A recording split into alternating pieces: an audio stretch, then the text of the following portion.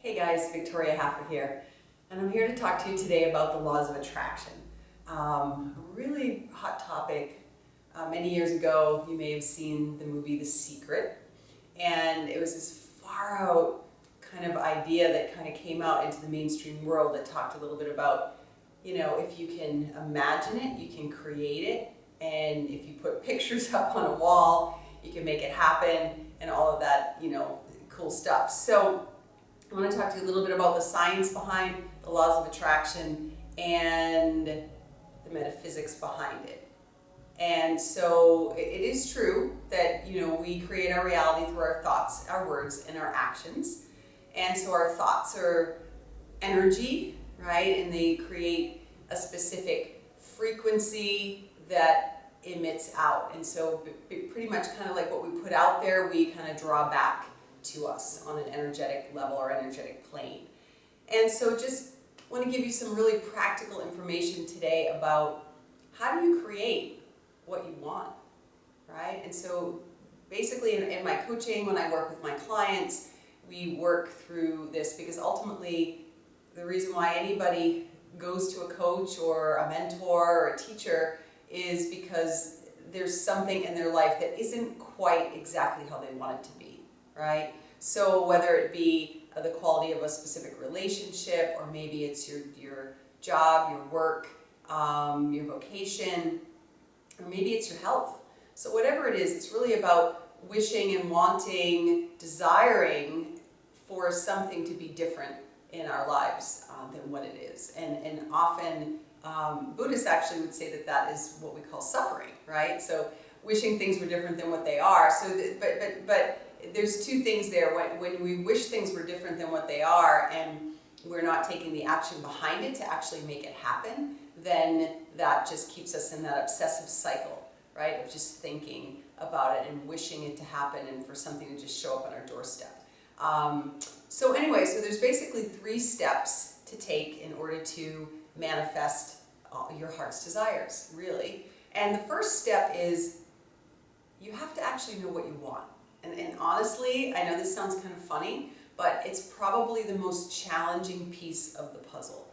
I can't tell you how many hundreds and thousands of clients that I've worked with that they're like, yeah, exactly, what do I want? And so where is your focus going? Where is your energy going around what you actually want? And if you find yourself that you're often scattered, or there's a whole bunch of different things that you tend to focus on and you dream about, then that's going to be an issue. So the first step, I would say, to grab a pen, grab your journal, piece of paper, and just take a little time and really start to go into that exploration process of what do I want, right? What is it that I really, really want to create in my life?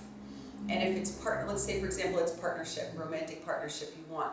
So take some time and really think about the feelings that are going to come from by being in that partnership, and what you also bring to the table in partnership, and what you're looking for in a partner on all levels. You certainly want to take a look at your deal breakers and the things that you don't want, but ideally remember that what we focus on is what we attract. So you don't want to spend all this time thinking about what you don't want in partnership, or whatever it is else it is that you want to manifest or create in your life. So really take some time to do that.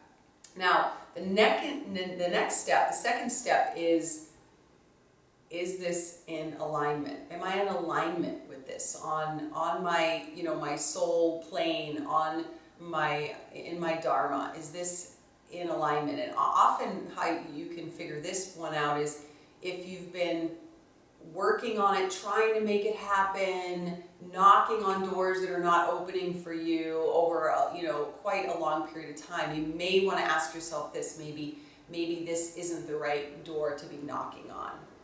And that's often another one of the big issues that people have when they're looking to manifest things. So being in the question is such a powerful tool and technique that I use for myself and my own journey work, and also working with my clients, is to just be in the question. So what, if this isn't it, if this isn't my path, then what might it be? And again, spending that time in, maybe getting it out into nature, whatever your thing is. Maybe you go for a run, maybe you do some yoga, maybe you do some chanting or dancing, and then you kind of clear your head, get out of that space of the doing aspect, go into the shift into the being aspect, and then be open to maybe the information coming through to you. Indeed, is this the path? If it's been a really long time and things are still not aligning up for you, perhaps it's because you are not in alignment with that specific piece of the puzzle. And then step 3, which often I see is the missing piece with a lot of people in the spiritual world, is to take action.